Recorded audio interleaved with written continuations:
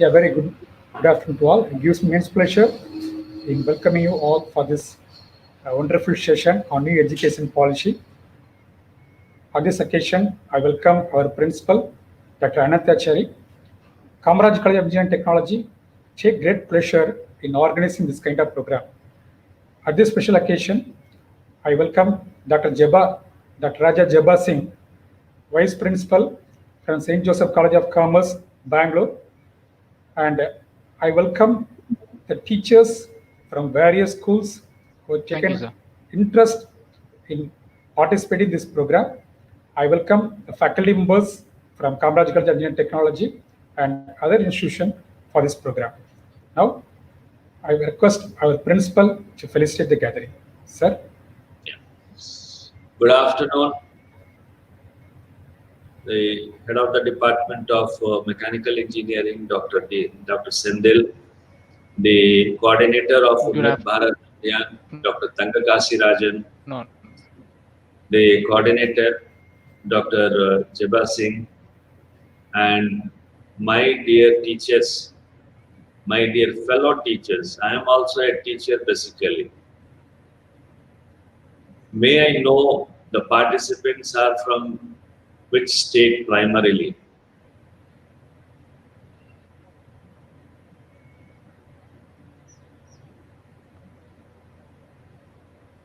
If they are from the Hindi speaking belt, I will talk in Hindi.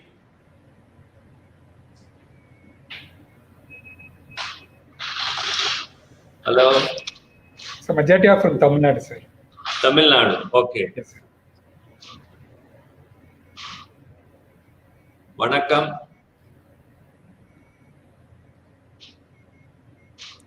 This is a wonderful platform which Government of India has given with the name Unnat Bharat Abhiyan.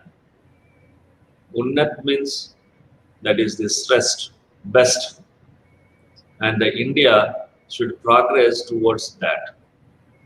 And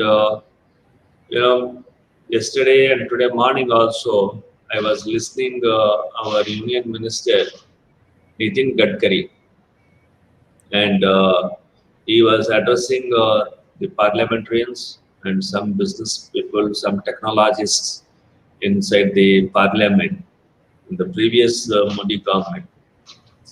And wonderful work he has been doing, converting waste to wealth. And from these wastes, he is able to complete a lot of government projects.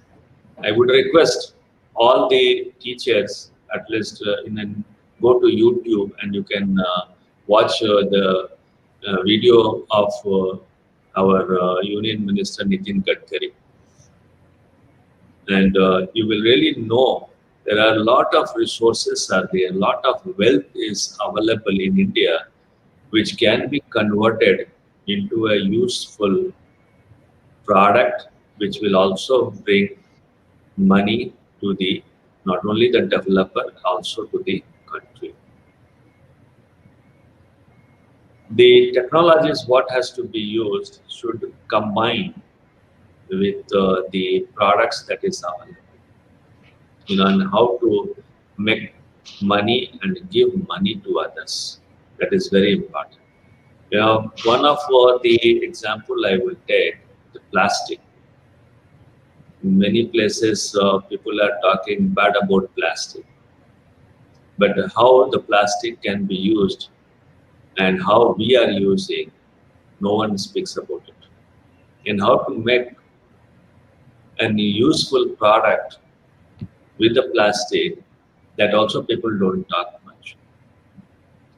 Today, the scenario is there is no plastic available, which is a waste. It has all been taken and converted through the technology that is available and used for road construction. And the local technologies that is available, we should make use of those local technologies, and we should not look for the resources that is available elsewhere. What resources we have in our villages, if we see that and try to develop the technology for our own uses, I think that will be a better solution for the public as well as for the society. Like very simple, many of us know about biogas plant or the very popularly known as a gobar gas plant. That is a cow dung. Gobar is cow dung that is used to generate methane gas. Okay. Now, along with the methane gas, it also produces carbon dioxide and hydrogen sulfide. Now, what will happen when you have the metal burner? It will corrode the burner.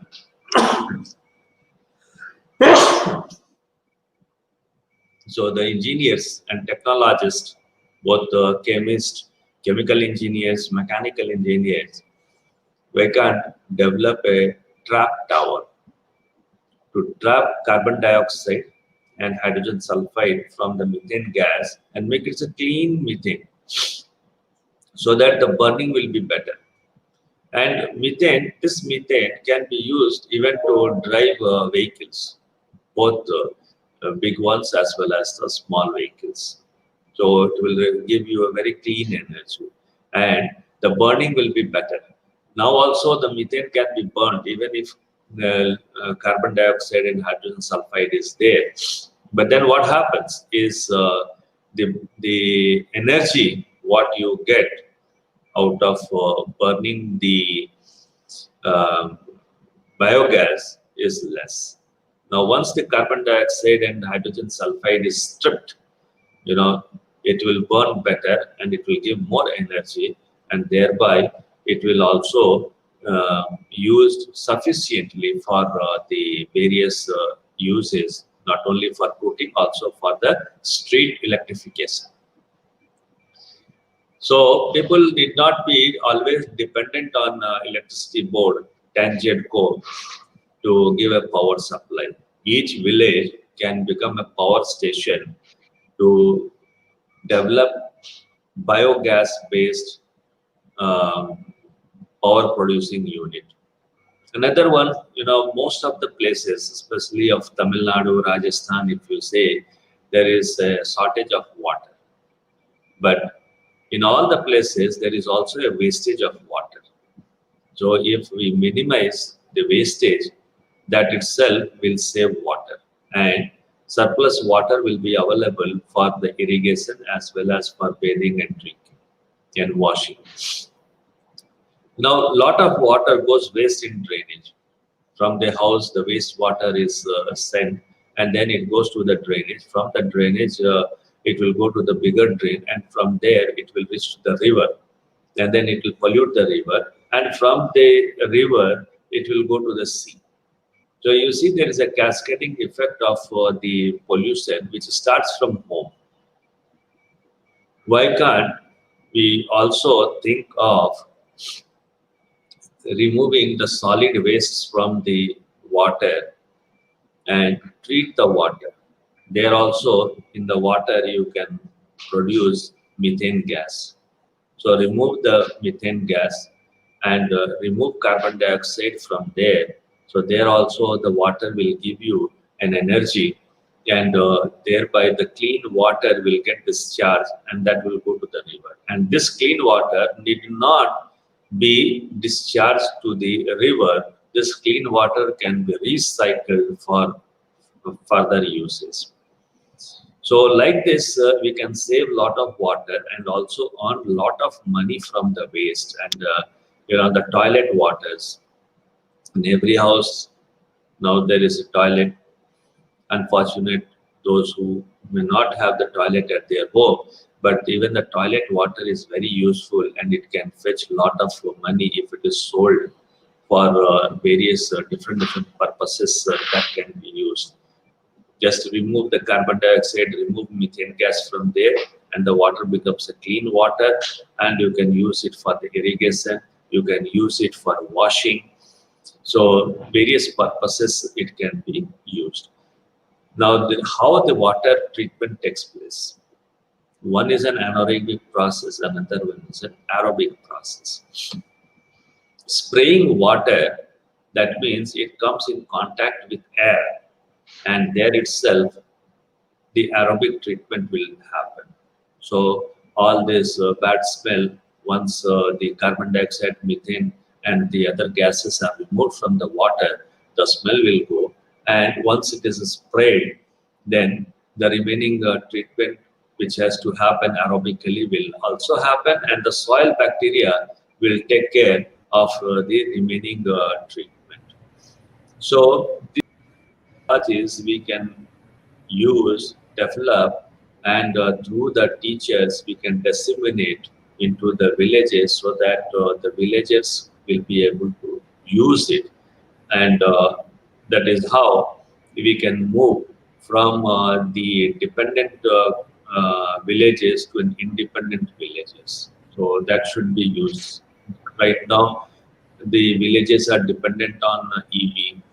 The villages are dependent on the tanker lorry to come and give water. Why this cannot be done? And if it happens in one village, this will become like a movement. And village after village, it will be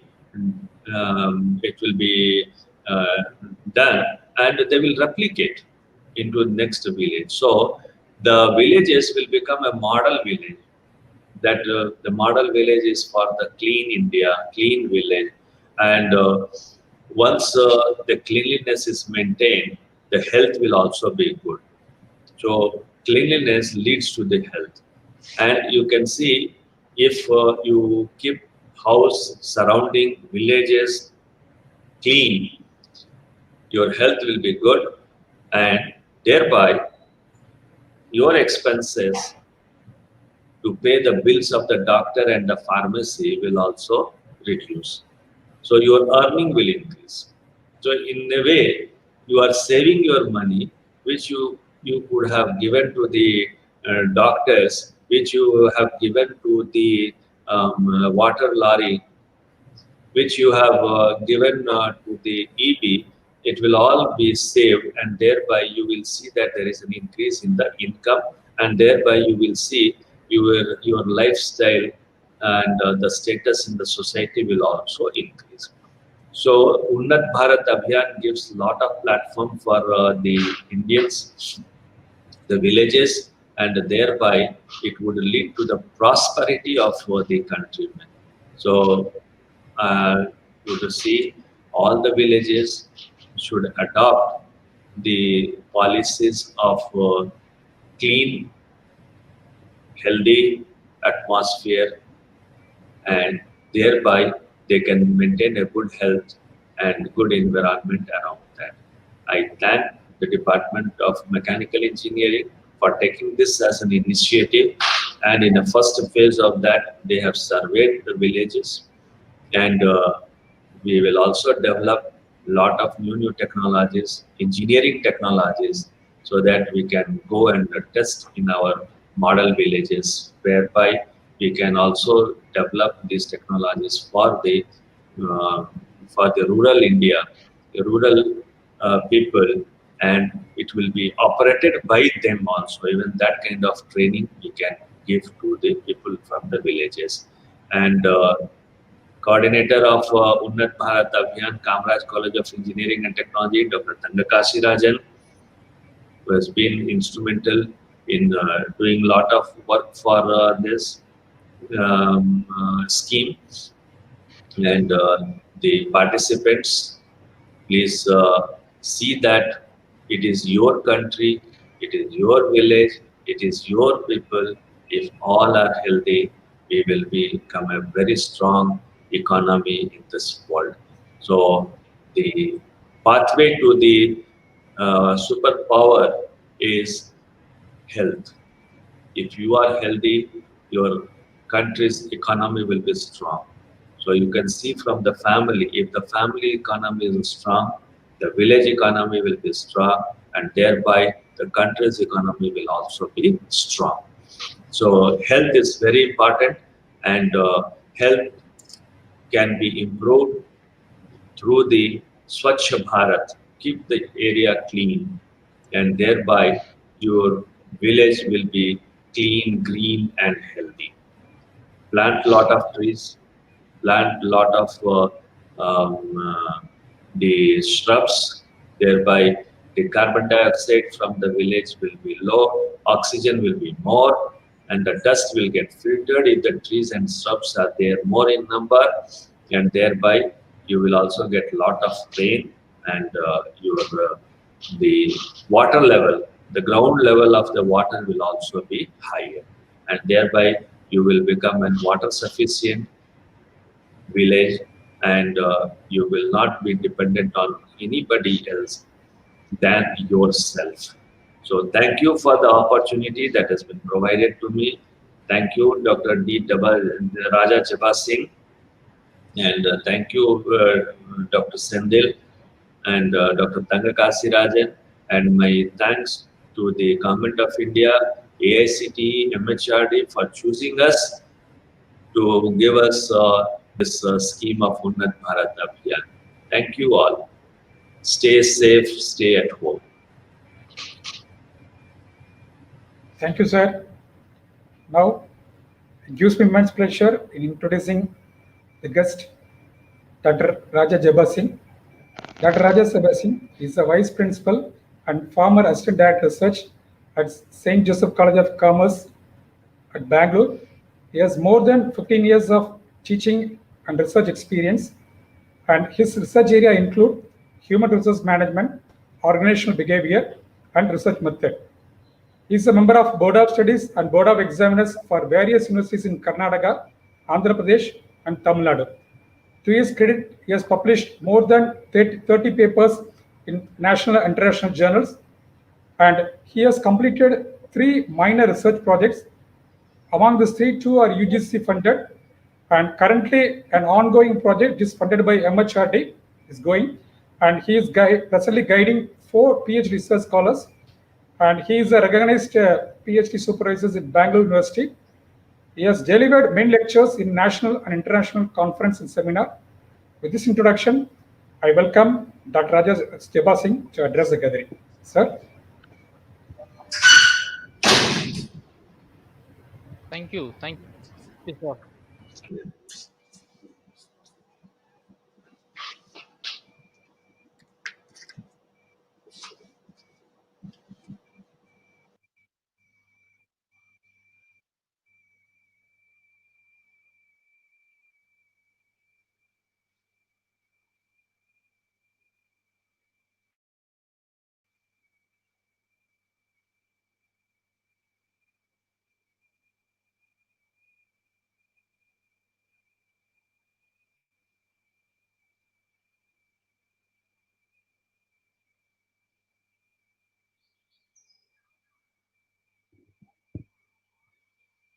So could you able to see my screen, sir?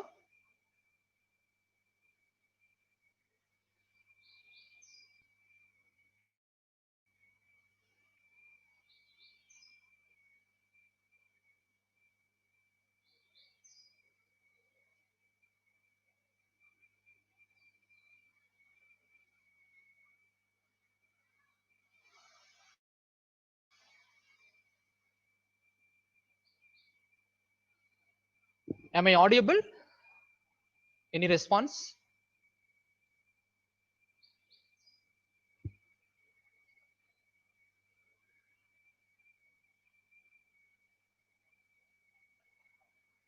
Am I audible? Can I have some response from your side?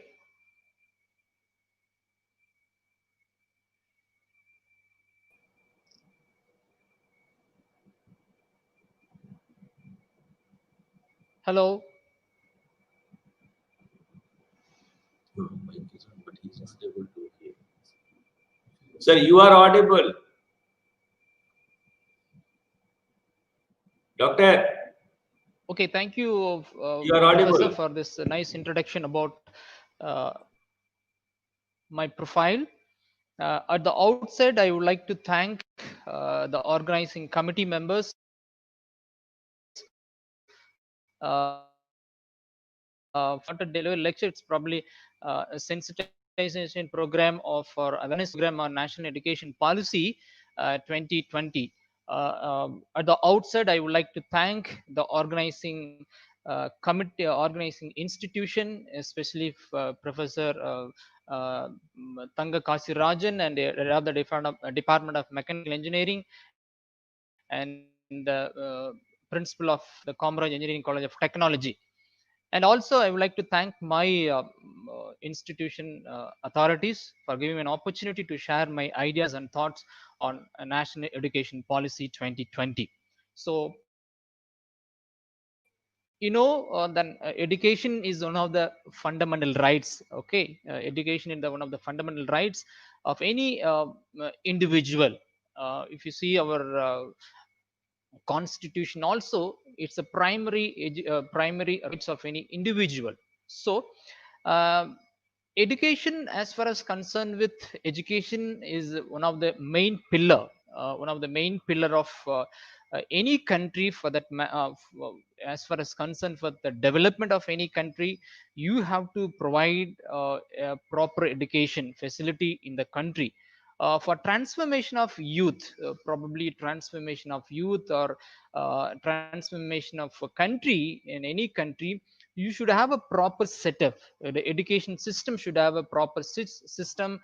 The education system should have a vibrant way of approach. So as far as concerned with this education system or probably education policy is concerned, if you go back, this education system is education system of our Indian education system. Probably there are a lot of insight. I mean, Indian education system.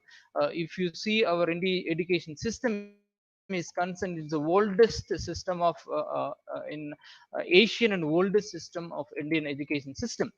As far as concerned with our Indian education system is concerned, our ancient system of Vedic system of education system, followed by Western countries also. So such we have such a vibrant education system, and we have transforming youth and transforming entire country through various innovative measures. That's what I can quote. I can vouch our Indian education system is concerned. So, moving on, with reference to education policy, so any country, for that matter, if it's a developing country or developed country, a developing country is concerned, the country should have a proper policy. The country should have a proper policy. The policy should implement it in a right manner. The policy should have a right approach. So, in that context of policy matter, in the context of education policy matter is concerned, if you see our Indian education policy after 1986, almost 3 decades, now we are going to implement. Now we are going to revamp the entire education policy. Okay, so a lot of expectation, lot of implementation in terms of school education, in terms of higher education is concerned, VET, vocational education training is concerned. Lot of inputs they are going to imbibe in this particular education policy is concerned. So that's the reason why, if you see, go through our Indian education policy, be it 1986 education policy or 2020 national education policy is concerned, a lot of revamping. So we can think, you can see the overall revamping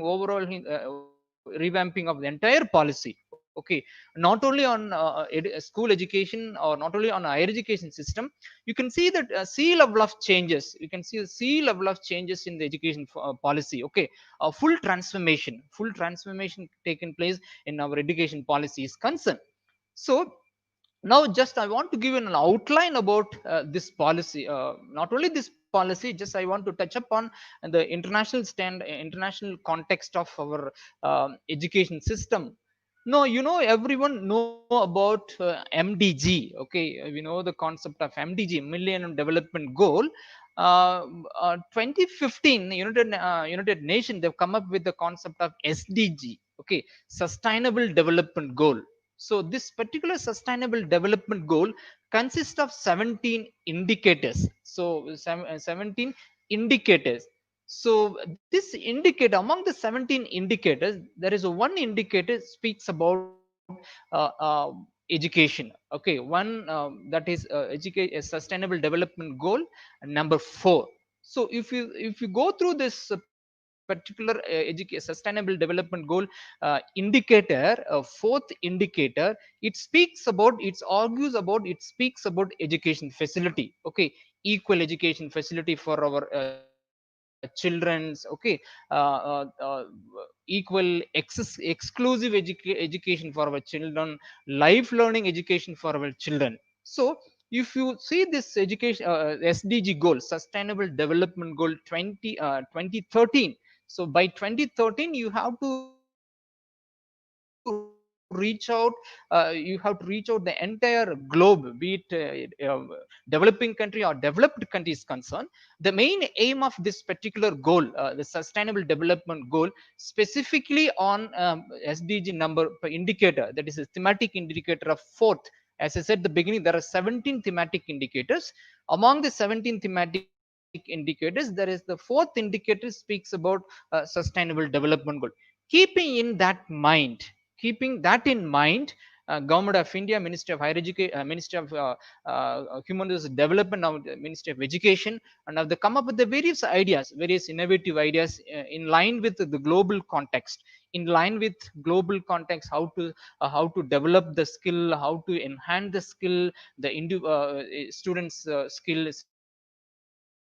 Say for example, that's what normally told, upskilling, reskilling, de-skilling of our individual, our students is concerned. So as far as concerned with this SDG is concerned, the fourth goal is predominantly speaks about inclusive growth. That's what everywhere you can see the government mantra, inclusive growth. So now everyone, you want to streamline, you want to put all everyone under the inclusive growth streamline. No one to no student should left out in primary education. Okay, that's what, if you see our Indian primary education system, Indian primary education system, there is way back a couple of years back we have introduced SSA, Sarva Shiksha Abhiyan program. So it's one of the flagship program, and it's been we are doing great work on, we are achieving through Sarva Shiksha Abhiyan program, we are achieving a lot of initiatives, we are achieving a lot of development in the Sarva Shiksha Abhiyan program. So these are the outcome of SDG program, we can call it, these are the one of primarily these are outcome of sustainable development goal. That's what this sustainable development goal speaks about, lifelong learning. Okay, so you one should not stop their learning process once you reach graduation or once you use a post graduation. No. So your thinking ability, your learning capacity should it should go lifelong. That's what this sustainable development goal speaks and argues about. So just I want to give you an outline of sustainable development goal, then I'll move forward to our Indian national education policy is concerned. You can see that screen, as I said at the beginning, the fourth indicator, the four thematic indicators of quality education, inclusiveness. Okay, inclusiveness. Okay, reachability of unreached area. You have to give a proper, at least you have to offer primary education to the students. That's a very important aspects of this particular SDG, sustainable development goal. If you see this particular picture, graphical representation, it's argue about our Indian statistical, it's clearly gives statistical information about our Indian education. Okay, so if you see our Indian literature rate is 74.0 percentage. In rural area, almost 68.91 percentage it covers rural area. So when compared with enrollment, gross enrollment ratio, almost 100, most 100 percentage in a gross enrollment ratio in the primary education. But only if you see that the pathetic situation, only 25.5 percentage, almost 26 percentage on higher education gross enrollment ratio, GER. You know what is the gross enrollment ratio? Thank God. Now, if you see the IHA, All India Higher Education report 2018 and 29, the enrollment ratio of our girl students, okay, compared with boys students, slightly higher than boys. So One more important thing I want to stress upon this gross enrollment ratio as per the IASHE, All India Higher Education report 2018 and 29, when compared with higher education, specifically on technical education is concerned, uh, compared with the boys girls enrollment ratio is very less. So you have to make alternate arrangement, you have to emphasize, you have to come up with the various innovative ideas how to improvise the gross enrollment ratio specifically on a girl child is concerned. That's the reason why this particular national education policy, they want to achieve 100 percentage, they want to achieve gross enrollment ratio by 2025, the maximum level. That's a graphical representation about our GDP, nothing but that is sustainable development goal. Fourth goal is concerned. Okay, right. Moving on, the national education policy, as I said the beginning, after 34 years, almost 33 decades after 1986, there will be a lot of changes. There are a lot of amendments in terms of regulatory authority, amendments in AICT, probably a lot of amendments, a lot of innovative practices in AICT or probably NCERT or State Education Research Institute, setting up a lot of setting up of new bodies. But then when you think about the overall revamp of our education policy, it's happening only now, 2020 almost. This is the first 21st century education policy. Okay, that is the first, our national education policy is the first 21st century entire revamping of the entire education system in India is concerned. Right, I think a couple of days, I think today's newspaper, if you see today's newspaper, almost 10 nationals, okay, 10 different country wants to follow this national education policy. Yesterday there was a discussion, and there was a discussion with ASSOCHAM, CIA, Confederation of Indian Industry. ASSOCHAM also conducted a webinar. One of the participant reveals that information. So almost even for our excellency, our prime minister also want to focus on this particular national education policy should reach out in a different aspect, in a different angle. That's the reason why they have taken extensive care, they have taken extensive measure to take part in the national education policy. So these are the some of the statistical information about how many of them involved in this particular education policy. Almost if you see after draft of education policy release, almost they got Ministry of Higher Education, now Ministry of Education, they got almost 2 lakh suggestions. I think they have already consolidated those suggestions given by the different stakeholders. Then they've come up with this particular policy. Now the policy in our hand. Now we have to think about how the government is now we are going to see how the government is going to implement this particular policy in a right spirit, in an effective manner. The implementation is very important. Okay, the impact of this particular the roadmap behind the entire education policy.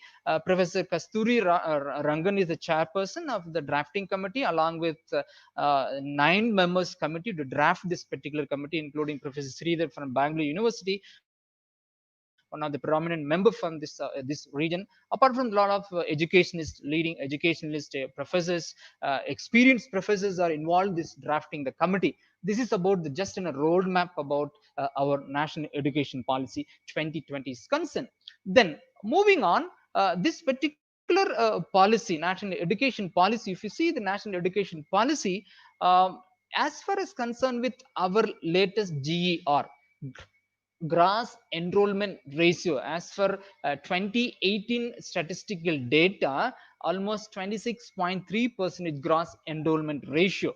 So as far as concerned with our national education policy, new national education policy, they have set us a benchmark.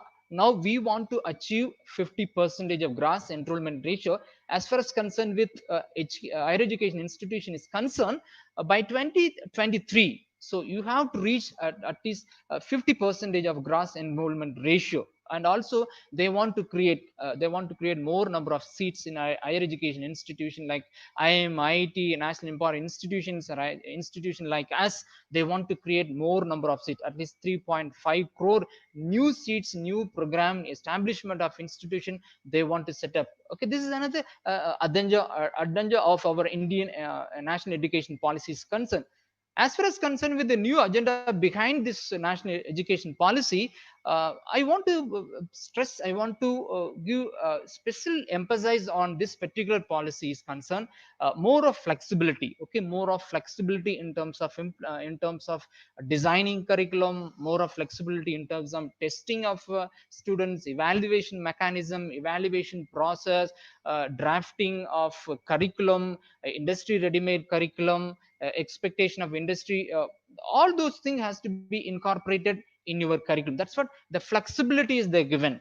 They have given a lot of autonomy. They have given a lot of autonomy, flexibility in terms of in terms of designing your curriculum. That's what this is one of the welcoming note about this particular education policy.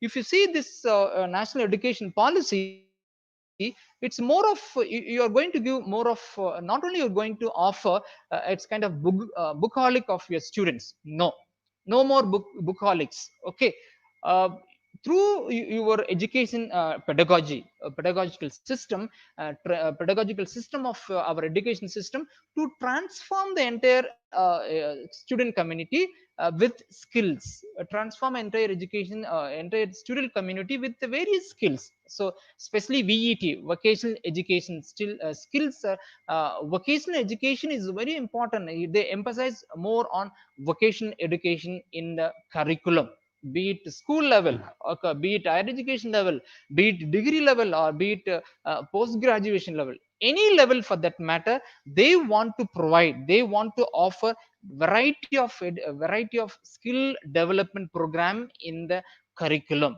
That's what the education policy speaks all about. So if you go through the entire education policy very minutely, if you go through the policy, everywhere they stress upon the vocational education, skilled education, skill based education, vocational education, developing skill, okay, employability, flexibility, employability. That's the mantra of national education policy 2020. Okay, so I have bifurcated two areas. One, I want to focus on the first level. I want to focus on school education, and the second level, I want to focus on higher education is concerned. HE is higher education institution. How this policy is going to have an impact? What are the various reforms that's been going to taken place in higher education system is concerned?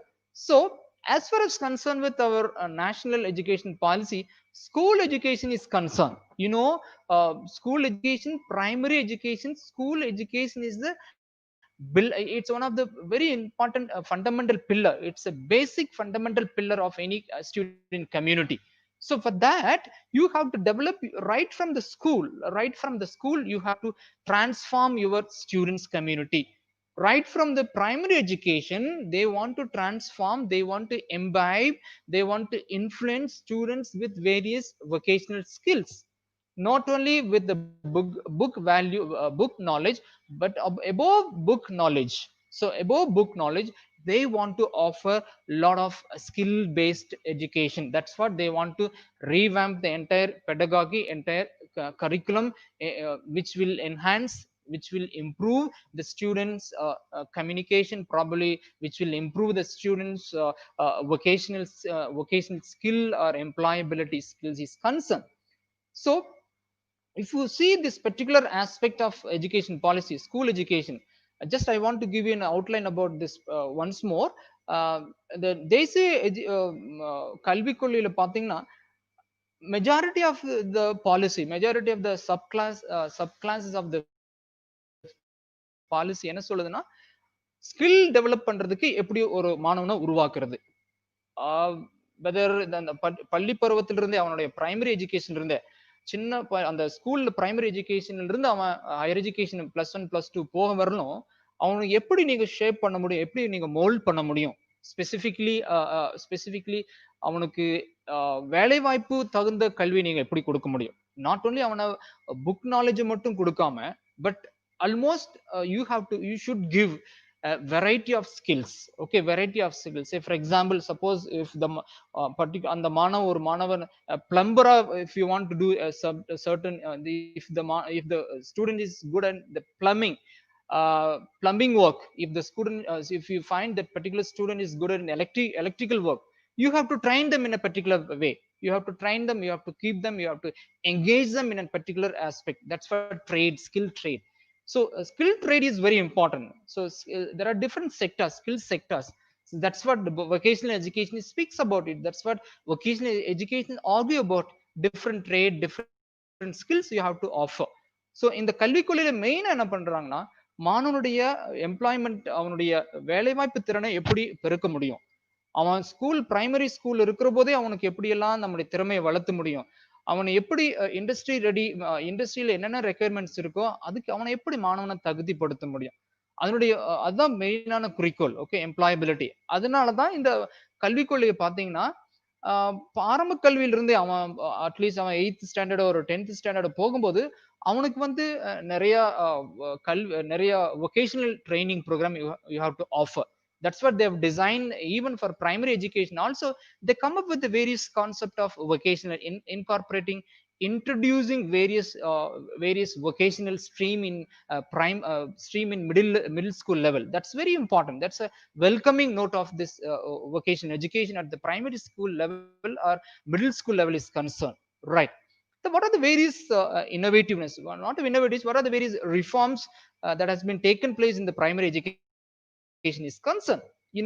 Triple E is very important. ECC is very important. Early childhood care education is very, very important. So now the EC is very national curriculum framework. EC is ECF, national curriculum framework, and along with ECC, a national educational early child care education is very important. Now they want to provide national education curriculum framework is a full authority where they can draft, define the entire policy, which is leads to taking care of early child care and education. That is one of the very important aspects of this policy, which is concerned with the primary education. Then, as I said the beginning, GR rate, gross enrollment ratio, by 2030 in the school level, at the school level you have to achieve 100%. There is no left out student, the student which there is no left out students in the primary education at least. So you have to achieve 100% gross education gross enrollment ratio in the school level by 2030.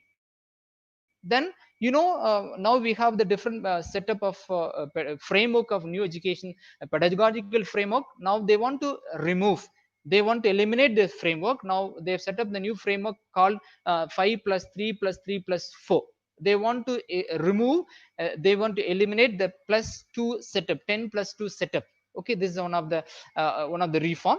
Then preparatory class, preparatory class for school student from fifth standard, fifth class, from age of 5 to 6, it's compulsory.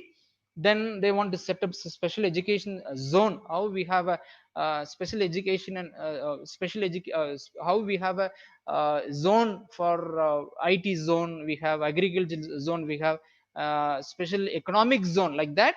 They exclusively special education zone, SEZ, not special economic zone. It's a special education zone they want to set up. Then there will be no hard norms and rules and regulation or mixing of curriculum, extracurricular activity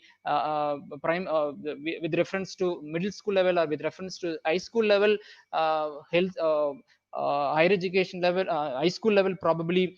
There are different scheme, right? There are different stream, right? Art stream, science stream, vocational stream. Now they want to combine those stream into one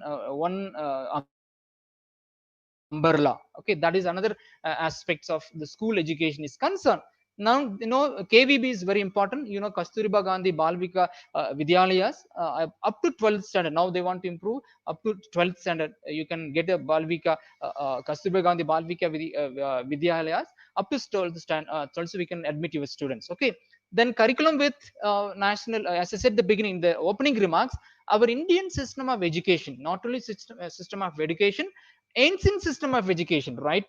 Western countries follow, still the Western countries follow our Vedic system, right? But uh, now slowly our cultural system is slowly we are we are not concentrating, we are not giving more importance for our Indian system of culture. Now they want to integrate. Yes, this is the right time, this is the high time to incorporate, integrate the curriculum with our Indian cultural in curriculum in Indian cultural system. That is one of the important aspects of school education system. Then there is a specific assessment system where Praka is the one of the very important innovative system, where the entire National Assessment Center will take care of the evaluation technique, evaluation process techniques of school education system. Then these are the some of the various holistic approach of our school education is concerned. So even for bal bhavan, you know, the bal, we have still bal we have a number of bal bhavan that want to improvise the bal bhavan concept. Okay, then preparatory school courses for school 1 students, that is class 1 students. So school preparation modules for class 1's entrant. Okay, before entering into school 1, the grade 1, now you want to give a lot of preparatory measure, preparatory process for the school children, those are entering the standard 1. So this is some of the reforms in the school education is concerned. Then they want to incorporate a lot of changes in the lot of changes in terms of feedback system, continuous evaluation through online disclosure system of education institution. Probably they want to set up various standard benchmark for our Indian school education. They want to emphasize, even they want to give more emphasis on open schooling system. Now we have National Indian Open School System. They want to extend the courses for grade 3, 5, and 8 also.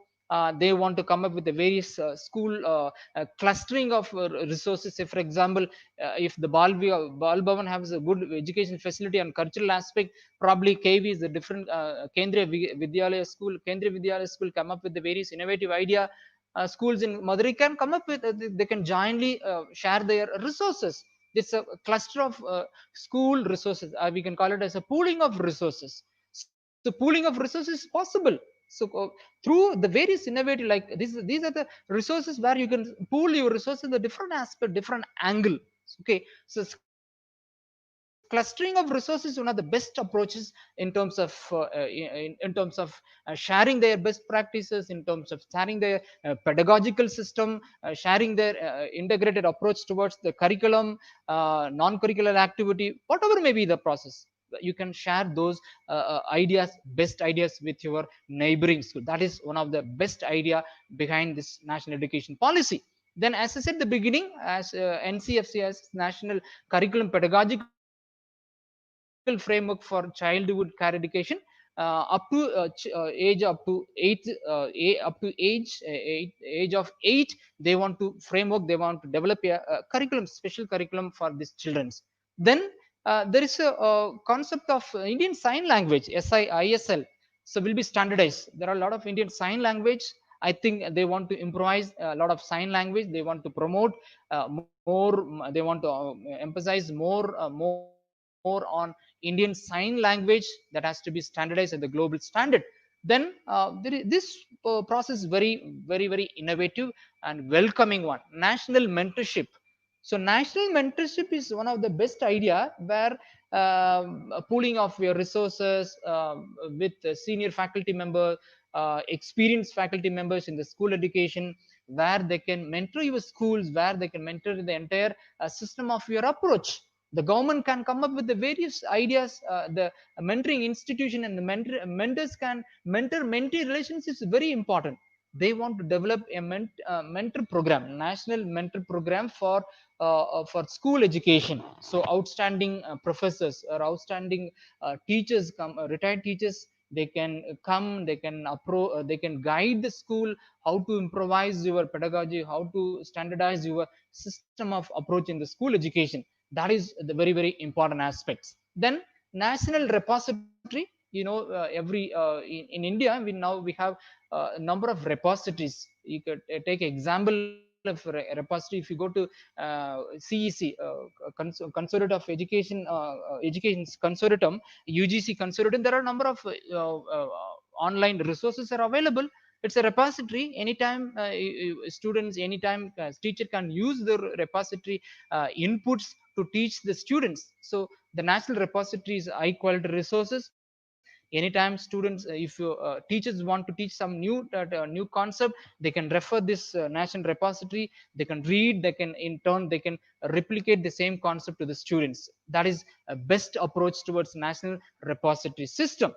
Then these are the some of the practices of national education policy with reference to school education. School education பார்த்தீங்கன்னா as I said, நான் முன்னதாக சொன்னது போல புக்கினுடைய knowledge மட்டும் அவனுக்கு வளர்த்தாம holistic approach, holistic development of the students. Okay, அவனை எப்படியெல்லாம் ஒரு முழு மனிதனாக, ஒரு முழு மாணவனாக மாத்திருக்கு என்னென்னலாம் அப்ரோச் இருக்கு அதெல்லாம் பண்ண முடியும். அதான் இந்த மென்டரிங் சிஸ்டம் எல்லாம். ஒரு ஸ்கூல் நல்லா மெயின்டைன், நல்ல ஒரு பெஞ்ச்மா இருக்கிற ஸ்கூலா இருந்தா அந்த ஸ்கூல் கூட நீங்களும் ஷேர் பண்ணலாம், ஐடியா ஷேர் பண்ணலாம், உங்களோட ஐடியா அவங்க ஷேர் பண்ணலாம். Even exchange of your teaching system, exchange of your teaching pedagogy. So இதெல்லாம் ஒரு innovative practices. So school education by 2023ல 100% ஜிஆர் வேணும்னா கண்டிப்பா இந்த ப்ராசஸ் எல்லாம் நம்ம யூஸ் பண்ணியே ஆகணும். இப்படி இந்த ப்ராசஸ் யூஸ் பண்ணும்போது இப்பெல்லாம் நீங்கள் இம்ப்ளிமெண்ட் பண்ணினீங்கன்னா கண்டிப்பா ஜிஆர் ரேட் வந்து பிஃபோர் 2023க்கு முன்னாலேயே we can able to achieve it. But implementation process little as far as concerned with implementation is concerned, in the beginning அந்த ஆரம்ப காலகட்டத்துல we have to face a lot of challenges limitation இருக்கும். But அதையும் தாண்டி நம்மளோட இந்த challenge எல்லாம் தாண்டி நம்ம இம்ப்ளிமெண்ட் பண்ணிட்டோம்னா கண்டிப்பா இந்த தேசிய கல்விக் கொள்கை ஒரு நல்ல முன்னேற்றத்தை கொண்டு வரும்னு நான் நம்புறேன். Okay, this is first part is education policy specifically on school education, right? The second part would be higher education institution concern, HEI, higher education institution, or we can call it a higher education, okay, normally. So if you see the higher education system of our higher education system, we have now there are different layers. Like say for example, first layer, national important institutions, right? Like IITs, IIM, then we have Indian Institute of Science, then we have NITs, National Institute of Technology, different national institute of technology. These are the institution normally. Then triple IT, then we have number of institution which is normally come under the purview of national important institute. Even for AIMS, All India Institute of Medical Sciences, it comes under the purview of national important institution. Next we have education university setup. Okay, state university like Madurai Kamaraj University, we have Bangalore Central University, we have University of Madras, we have Delhi University, University of Calcutta, Bharat. There are a number of universities, right? Second layer. Third layer, we have deemed to be universities. Okay, deemed to be universities. That deemed to be universities also, there are different sector. One is wholly funded by MHRD, Ministry of Education, and private sector university, deemed to be university. Then we have state affiliate, we have state universities, we have state government legislative law, we have passed different university, okay, private sector university. And we have education institution like us, okay, autonomous colleges affiliated to university colleges. Now we have this system of a holistic approach of our system of education. Now they want to eliminate this system. They want to concentrate only three layers. I'll come back to the three layers latest stage. Okay, teaching university, research university, and degree awarding setup. Okay, three layers. I'll explain it in latest stage, right? What is about this education institution holistic approach? If you see our Indian system of higher education system, now after autonomy, as an autonomous institution, your college is an autonomous institution. The flexibility in terms of designing your curriculum. You can design your own curriculum, you can design your own pedagogical system, you can design your own evaluation technique, evaluation method. But other colleges doesn't come under the purview of autonomy. They don't have the privileges to enjoy those benefits. Okay, now for that reason, now the holistic approach towards higher education system, they want to emphasize more and more on holistic approach, specifically multidisciplinary system. Okay, they want to offer multidisciplinary education system in terms of curriculum designing, or in terms of multiple exit entry system in appropriate way. Let's say, suppose and a student wants to do engineering course in a mechanical engineering in a particular year. After attaining one particular period of time, say, let's say, suppose the students wants to reach the second year, now he wants to take a break. Okay, or first year, after completing the first year, now he or she wants to take a break, he can take now. Okay, now as per the new norms of national education policy, any time after certain period of time, after the minimum requirement of period, they can come, they can join, they can come, they can join anytime. That's the flexibility in terms of multiple entry, multiple exit. Even this multiple entry, multiple exit, where you can allow, where you can award them in a different layer. Okay, different structure. Okay, now first year certificate program, second year advanced degree program, diploma, third year you can offer with bachelor degrees program. If it is 4 year program, now again I'll come to the point later. For if it is 4 year program, you can offer a degree with research, bachelor degrees with research. So this is the hierarchical structure of the suggested hierarchical layout of multiple entry and multiple exit. Okay, this is one of the holistic approach of multi-layer approach, or we can call it a multidisciplinary education approach of our Indian national education policy is concerned. But again, this material, there is a one welcoming concept of this particular multidisciplinary approach, where engineering students, say, take example of where I belongs to commerce stream.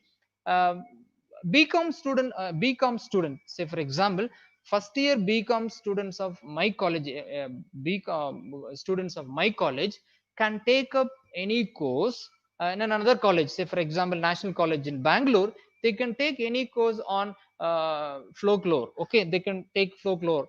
They want to take classical dance. If you want to learn classical dance for one particular semester, they can take. Or suppose they want to take up any one particular course on, say for example, take example of mechatronics. Suppose commerce students want to take a mechatronics course in a engineering in a, other colleges, where wherever possible they can do it. So that's what this is, a multiple layer, multiple approach, exit and entry approach, and also flexibility in terms of teaching, flexibility in terms of earning, multidisciplinary education. That is very best concept of this approach. Then now we know our Indian system, majority of the colleges, okay, Indian system, majority of the college, we have 3 years degree program. But for exceptionally IIS, Indian Institute of Science, they have 4 years program, 4 years integrated program. Okay, now not this is not integrated program. Any undergraduate programs, specifically 3 years, now with the 3 years they want to offer, now as per the recommendation of NEP, now you can offer up to 4 years. So undergraduation program, and PG program also, now 2 years, now they want to reduce 1 year. So even you can offer 1 year degree program, 1 year postgraduate, and 2 year post graduation degree. Okay, this is the uh, uh, suggested measures on a holistic approach, probably where you can design your curriculum. Wherever possible, you can imbibe the knowledge within the 1 year period of time. If it is 3 year, if it is 3 year course, if you want to extend into 4 year, you have to design, you have you have a good time where you can able to imbibe. Specifically, if you want to teach your students on vocational education, it is possible where you can teach your students specifically on vocational education. Okay, then integrated program, as I said the beginning, only national important institution, IIT and IIS, they have a privilege where they can able to allow. Now even for Anna University also, I think some of the technical university, they have 5 years integrated program. But even for affiliated colleges like us, probably they can able to offer integrated program, okay, with the approval of UGC or with the approval of MHRD. Probably you can take up this particular program, okay. Particular program as 5 years integrated program. Now there will be no more MPhil program. I think they are discontinued. They want to focus on research, integrated research approach with various multiple layers of degree, right? Some of the new innovatives where these innovatives are very important as far as concerned with for the development of the institution and for the holistic development of student community as well. ABC concept. This is nothing but academic bank of credit. So for example, the benefit of the academic credit bank, let's say, through this particular through this particular academic credit program, this is more flexible, this is more important for student community.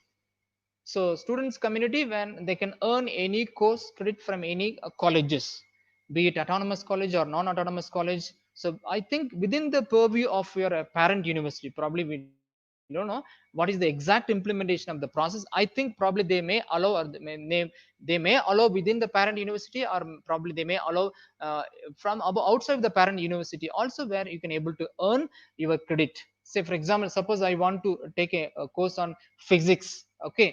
I want to take up a course in physics in American college. So where you can your student were not able to earn this course from your college. It's possible where your students can take a course from other universities, okay, other university, others affiliated colleges or autonomous colleges. We don't know the exact framework of this implementation with academic bank credit, but I think overall, if you see the overall, by and large, this particular ABC concept is very useful for the students, okay. Then the multiple education system, as I said at the beginning, there is a concept of Meru, IIT, IIM on par with IIT, on par with NIT, and par with IIMs. They want to set up the multidisciplinary education, the global standard. I think there will be no stand-alone colleges in coming years in the education system of in the higher education system is concerned. Let's say now we have exclusive school of architecture, we have school of commerce, we have school of law. Now we have school not law, they have not touched any law program. Say for example, we have school of commerce education, we have school of exclusive one economics. So now they want to get rid of all those concepts. They want to give more on more multidisciplinary approach towards disciplinary approach of higher education system is concerned. Then we have now they want to set up NRF, that is nothing but National Research Foundation, where the teaching fraternity, they can approach this body, they can take up any funding research, especially those funding research applicable for the social transformation, social issue, social concern. It should have some social impact.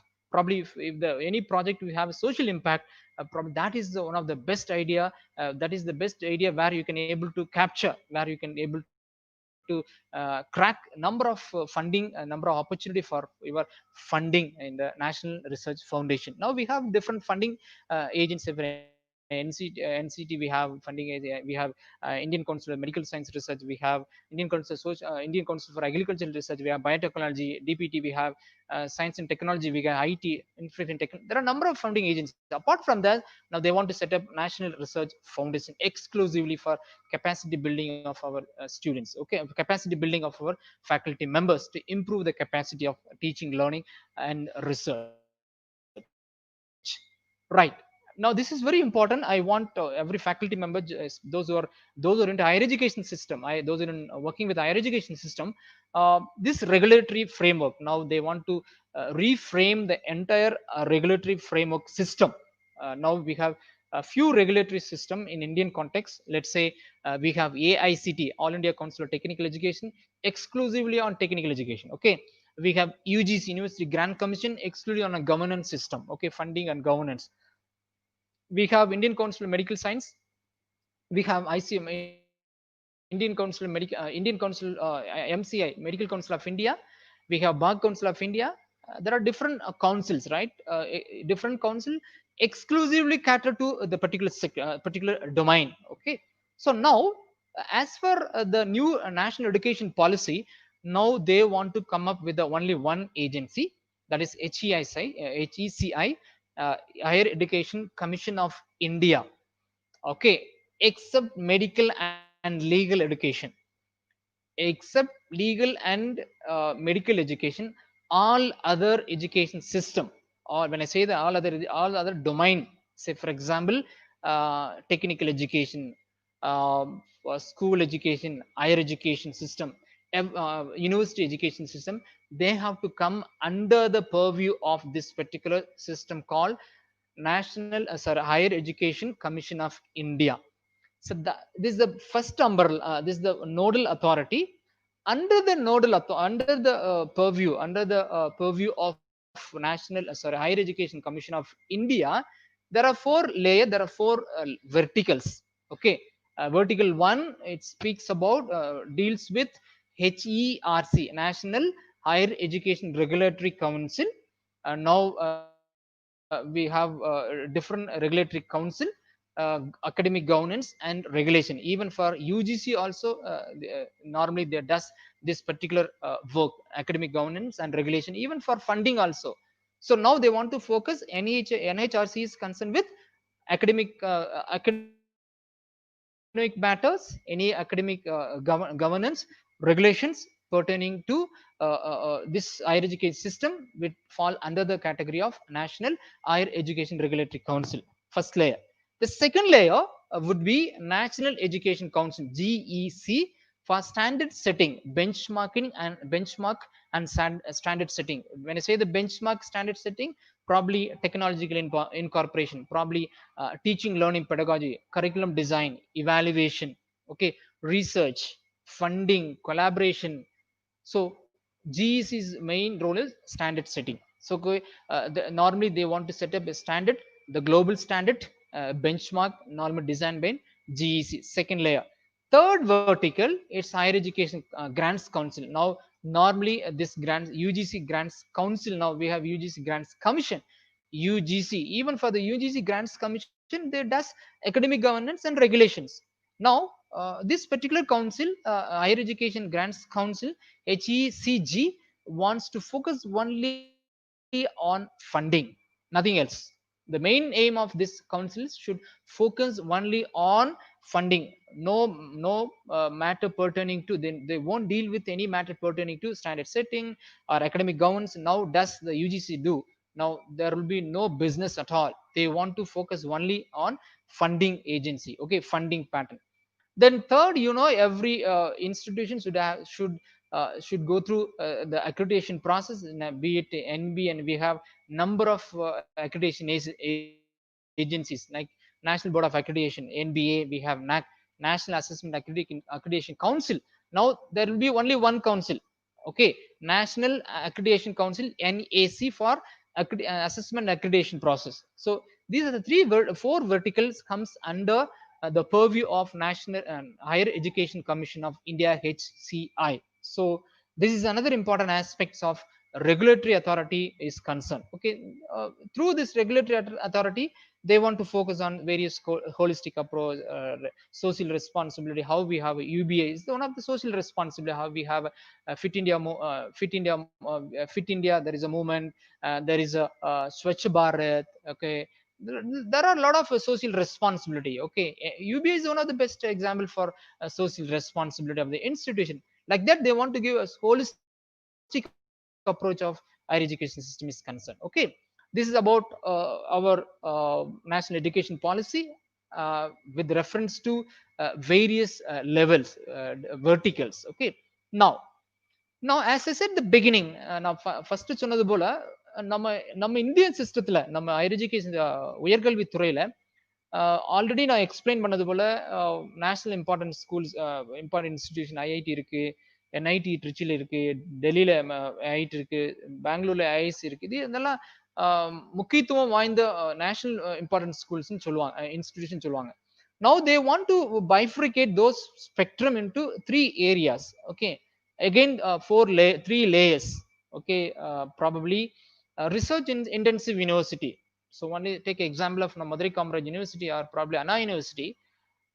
does a lot of work on research also, right? Instead, those faculty working with Anna University or probably University of Madras, those working with JNU, they have to mingle with both teaching and research. There is no hardened rules for there is a possibility of doing research in terms of in terms of getting your promotion. You have to do a lot of research. So there is no compromise in the in terms of teaching. Okay, there will be no compromise in terms of research also. Equally they have to contribute. In the bargaining we couldn't able to concentrate more and more information on teaching. Sometime administrative reason, sometime administration position you cannot able to do your research. For that they've come up with the idea where this particular institute, if it is Anna Universities, if it is Anna University comes under the, if they selected research institute, there is only one concept of A to Z, from A to Z, research. There is no teaching at all. First layer. The second layer is teaching in universities. So where this particular layer, they say vertical, always teaching. There is no business of research. There is no business of doing research. Always they have to teach. Always you have to transform the student with the various technological aspect. You have to design your curriculum, industry made curriculum, innovative curriculum, faculty exchange program for with foreign university. You have to train, you have to mentoring your university with other universities. Lot of course scope under teaching intensive university. Okay, third layer, third vertical, normally autonomous degree granting colleges. Probably after implementation of any national education policy, probably your college become a degree autonomous. Already you have a autonomous status. Probably degree of granting status they may allow. So these are the three layers, three verticals of our institutional hierarchy, architecture. Probably you can call it as a architecture. Even for you want to provide this architecture, you want to, if they implement this architecture, you have to focus on, if it is a teaching research, extensively you have to focus teaching and research on community based. Okay, come up with the community engagement on teaching, come up with the community engagement, the various innovative practices on teaching, how your teaching is useful to transfer the community, how the teaching how your teaching is useful to transform the student community. So you have to focus, you have to set a benchmark for your structure or architecture. That's the reason being they have set up this institution hierarchy with three layers, three architecture. Okay, right. The next one would be affiliation system. The affiliation system already, need of the autonomy of granting of autonomy. Those who are in the higher education field and administrative field, now I think UGC come up with the 10 years old. If any institution is 10 years old, probably that institution is eligible for granting autonomy. Okay, now they want to come out, they want to eliminate the entire system of affiliation.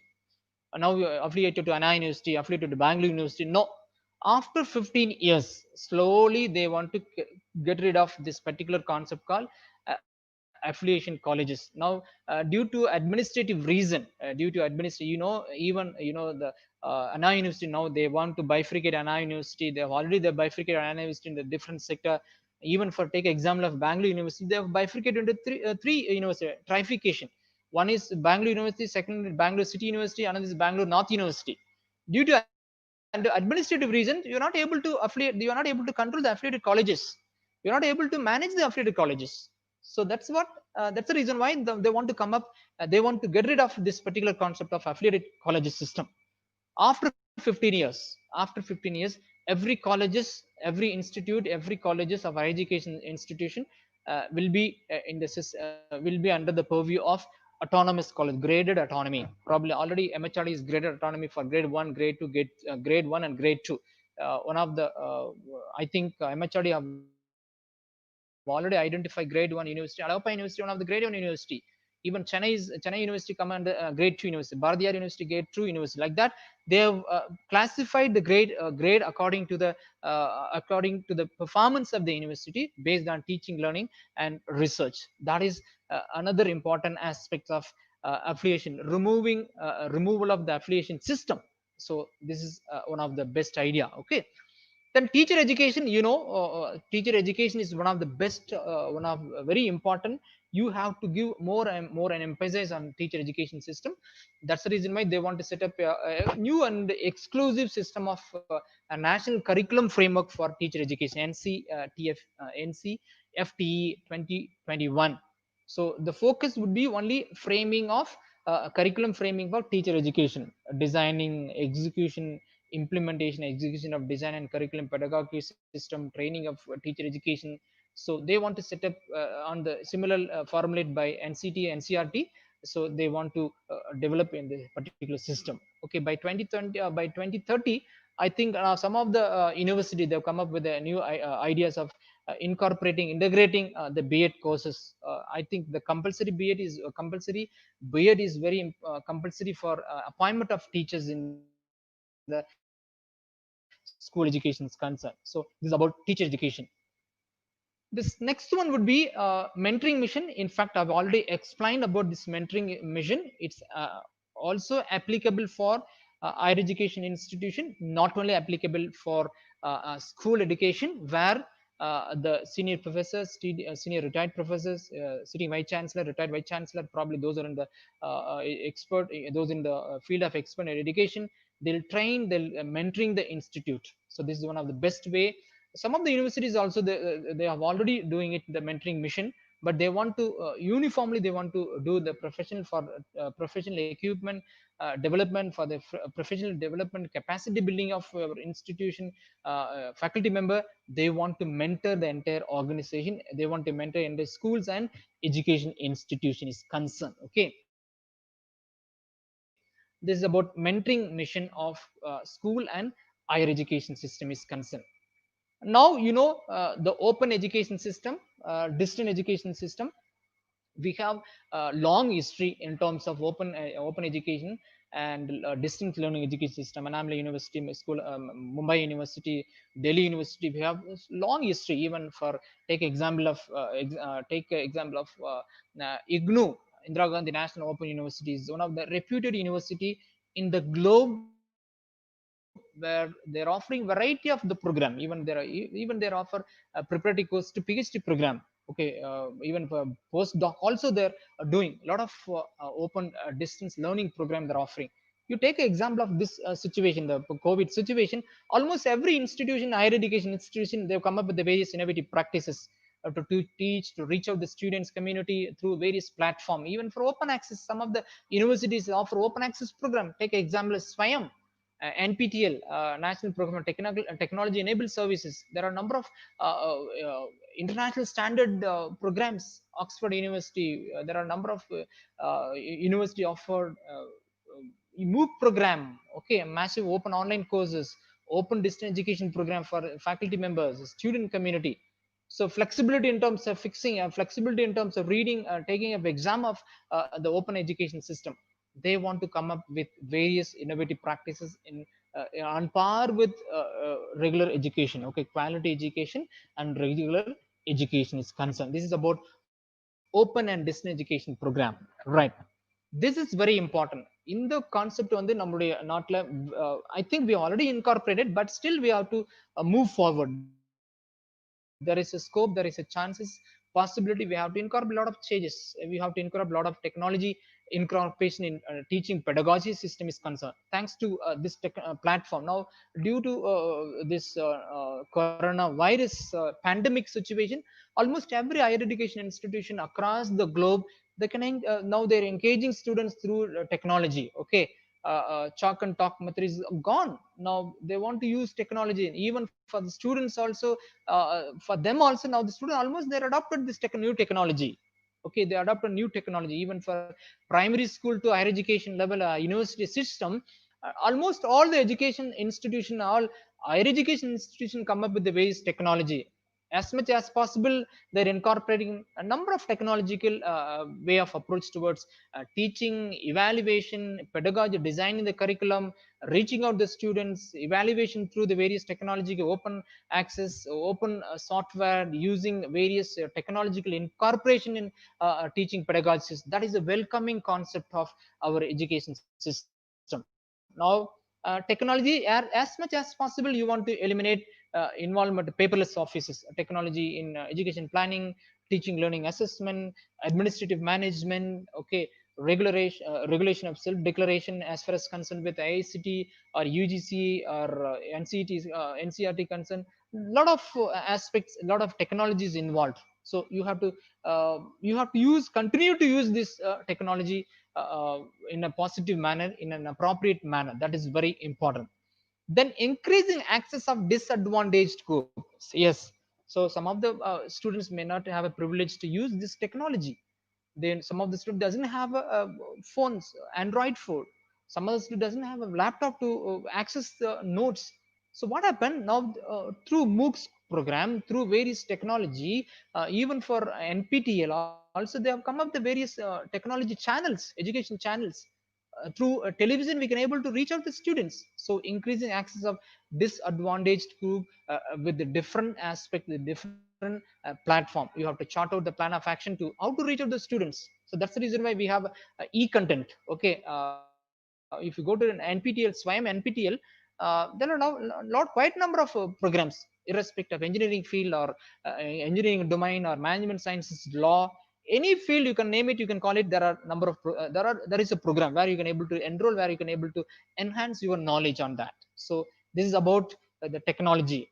Now they want to come up with the National Education Technology Forum for idea forum to create idea to develop e-learning system, assessment, planning and administration of technology. Okay, the promotion of language, as I said the beginning. So slowly now Indian language, some of the language is dying. Now we are not focusing of Indian culture and Indian language. Now they want to give more importance for local language, mother tongue. Okay, instruction of mother tongue in the middle school, the school level, even for instruction of teaching. Probably they want to medium of instruction through local languages. Okay, medium mother tongue local language, preferably they want to offer. Now they want to give more preference on medium of language with local or mother tongue. That is very important and on par with the national international standard. Already some of the universities tie up with the institution time with the global universities for research, faculty exchange program, students exchange program. Some of the universities, renowned universities, are ready to set up their institution in India, especially cities like Chennai, Delhi, Bombay, Bangalore. These are attractive destination for education. Higher education system is concerned. So probably after some time, after implementation of this particular policy, probably we know how many foreign university probably they may come and set up their institute in our nation. Okay, that's about international standard. These are some of the major reforms and the higher education system, not higher education system, overall. Okay, overall, school universal education system for primary school children up to grade 12, EQ, early childhood care and education for all the children's range age group of 3 to 6. Okay, a new pedagogical system of approach where they want to replace 10 plus 2 to 5 plus 3 plus 3 plus 4. Now they want to come up with the various self-disclosing transparent system. So the fundamental responsibility of the institution, the responsibility of the institution should be transparent in all aspects. So that's the reason why they want to give a transparent system based transparent system of approval, even for approval of inspection. Okay, common norms for public institute or private sector institute, flexibility in terms of fixing your fixation of your admission fee, or even they have flexibility. They want to transparency, they want to see the transparency, and also they want to see the disclosure of your transfer. That is very important. Okay, on international standard, normally if you Western university, if you see the transparency, every matter, every information in at the uh, in fact every student are eligible to access to get all the information. So now the government of India also come up with the same concept where you can able to disclose the entire information to the public. Okay, that is very important. Okay, now integration of humanities, arts and science with STEM, science, technology, engineering and the mathematics subjects. There is no hard and soft rule of no, you have to study only arts and humanities. Arts subject, a humanities subject should not connect, should not mingle with science, technology, engineering, mathematics. No, integration of all the courses. Even humanities students can study mathematics, art student can study engineering. Okay, artificial intelligence, cloud computing, they want to study, they can do they can do course on artificial intelligence. Suppose engineering students want to know about principles of economics, they want to do some kind of course on organisms behavior, they want to know course on macroeconomics, town planning. It's possible. So integration of humanities with STEM, science, technology, engineering and mathematics. So e-learning, already e-learning is in boom in almost every country. They don't want to improvise, they want to come up with the various concept of e-learning system, library, digital facilities, standalone higher education institutions will, you have to focus on a multidisciplinary approach. That's what I told them. There will be no standalone institute, school of business, school of architecture, nothing. So you have to integrate, you have to do a multidisciplinary approach. Okay, this is about the various various reforms in education of NEP. Okay, no, NEP of Indian education. Okay, then as I said the beginning, the government should inculcate uh, innovative, flexible and open curriculum. That's what all about this national education policy speaks and argue. So you have to evolve the holistic approach. Always, that's what I would in the beginning, again and again I am stressing upon, I am stressing and emphasize on that. Our students should not focus only on book knowledge. Above all, apart from your book knowledge, how you're going to imbibe the knowledge, probably experience learning. Some of the institute already incorporating these holistic approach, probably integrating with inquiry driven or discovery oriented knowledge. Probably you can discuss with social problem, probably learner centered problem. You can discuss with the flexibility of your teaching pedagogy, learning evaluation technology. Ultimately, every institution, every student should have this kind of approach.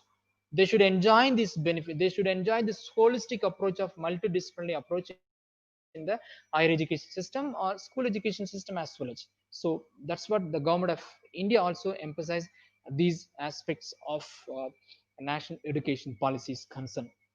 I think couple of I want to conclude saying, couple of weeks back, His Excellency, our President of India, addressed the entire governors, vice chancellors, and governors during the interaction of governors, vice chancellors. He mentioned this particular concept. Okay, I unquote: "The teachers and students will be future ready only if they are change ready."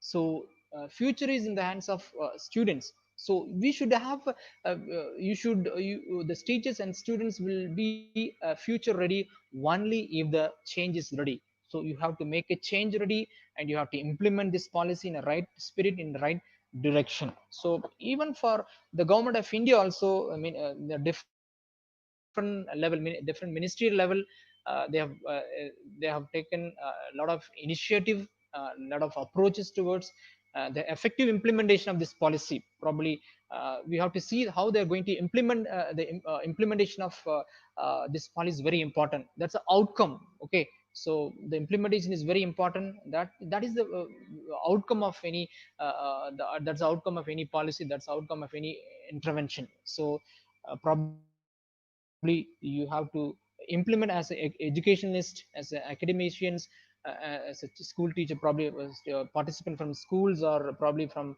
educationalist. Maybe you have to think about as a educationalist. You have to think about how best we can contribute, how best we can contribute through this national education policy, how we are going to, as an institution, as an individual, how we are going to transform this, how we are going to transform the institution, how we are going to transform the students community through this national education policy 2020. But I want to give one important thing. uh, as we are living in the 21st century, without technology, nothing can be done. So now we are in the situation, now we are living in that particular situation. Take example of the pandemic situation. We are not imagine that we are going to face such pandemic situation, that we are going to, this pandemic situation, that we are situation going to affect the entire economy, entire structure, entire domain. So somehow we are able to manage our approach, somehow we are able to manage the approach, even as a teacher, as an education institution, somehow we are able to manage, somehow we are able to reach out the students through technology, thanks to technology. So thanks to technology, thanks to information communication technology. So take example, now we are now I am sitting in Bangalore, now we are sitting somewhere else. So we can able to reach out, we can able to interact with each other, possibly without technology, without internet, it's not possible. So what I want to say, what I want to convey to the entire August gathering. So we are living in the 21st century.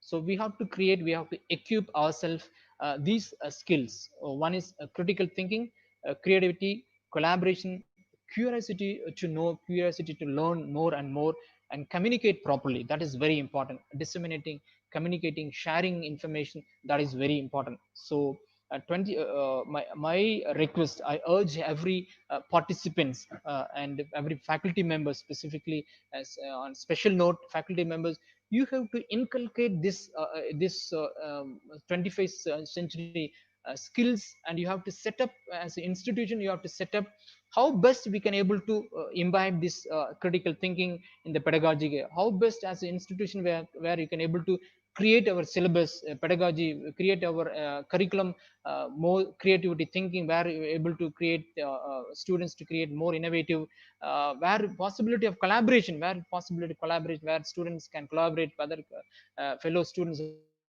of other colleges, where faculty can collaborate with other institute or other colleges. It's possible. Okay, so you have to create, you have to set a benchmark for this 21st century skills in our institution, so that you can transform the entire student. If you transform the entire student, the entire country will transform. Okay, with this note, I would like to conclude my presentation.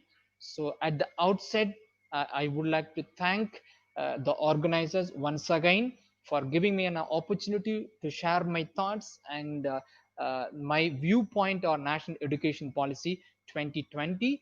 At the outset, my gratitude to Professor Organizing Committee, Professor of this particular organizing committee member, and also I would like to thank Principal Professor for giving me an opportunity.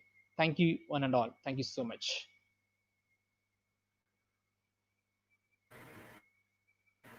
Okay.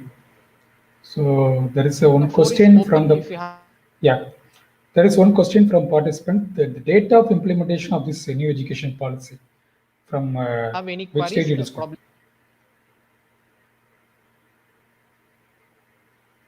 The date of implementation of this new education policy, from which state it is going to be implemented from the school. That is a question asked.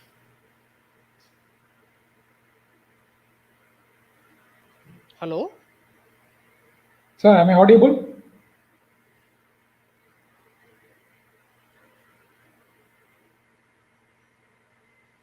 Hello, sir, am I audible? Yes, sir. Yes, yes.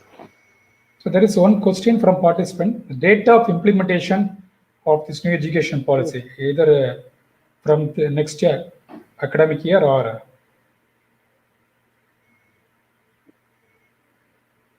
If you see the situation, current scenario, the way the government of India, the Ministry of Education uh, looking forward to implementation of this education policy. Probably it takes another couple of months.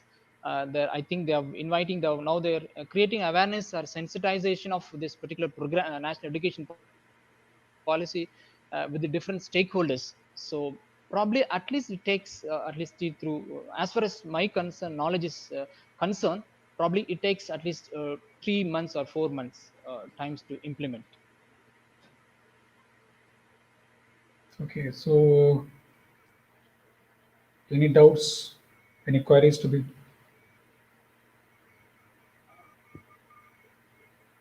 Okay, so if there are no doubts, I think I would like to record my special sincere thanks to Dr. Raja Jabbar Singh for sparing his valuable time. He has Thank you thrown a so lot much. of areas for improvement, the new education policy.